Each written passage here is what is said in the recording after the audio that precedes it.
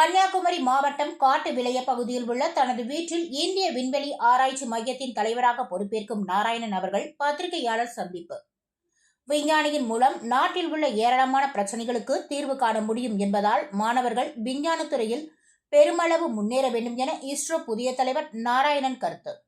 இஸ்ரோ புதிய தலைவராக பதவியேற்க உள்ள நாராயணன் தனது சொந்த ஊரான கன்னியாகுமரி மாவட்டம் நாகர்கோயில் அருகே காட்டுவிளை பகுதிக்கு சென்று உறவினர்களை சந்தித்து வாழ்த்து பெற்றார். அவரை ஊர் மக்களும் ஏராளமானோர் திரண்டு பாராட்டினர். பின்னர் அவர் செய்தியாளர்களிடம் கூறுகையில், இன்றைய மாணவர்கள் எந்த சூழலில் இருந்து படிக்க வருகிறோம் என்பது முக்கியமல்ல என்றும், அறிவுபூர்வமான சமூகத்தை உணர்ந்து குறிக்கோளுடன் படித்து முன்னேற வேண்டும் எனவும், நாட்டிற்கும் நாட்டு மக்களுக்கும் சேவையாற்ற வேண்டும் என்ற எண்ணத்தோடு படிக்க வேண்டும் எனவும், இந்திய நாட்டை வளர்ச்சியடைந்த நாடாக மாற்றுவதற்கு முயற்சியுடன் மாணவர்கள் படிக்க வேண்டும் எனவும் தனது மாணவர்களுக்கான ஆலோசனையாக கூறினார்.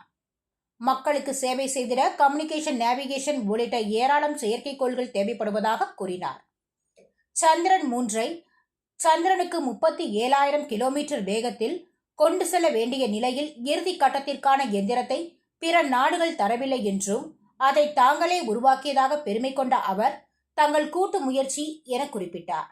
விஞ்ஞானத்தின் மூலம் நாட்டில் உள்ள ஏராளமான பிரச்சனைகளுக்கு தீர்வு காண முடியும் என்பதால் மாணவர்கள் விஞ்ஞானத்துறையில் பெருமளவு முன்னேற வேண்டும் என்றார். சான்றோர் குரல் செய்திகளுக்காக செய்தியாளர் மணிகண்டனுடன் செய்தி வாசிப்பாளர் முத்துலட்சுமி.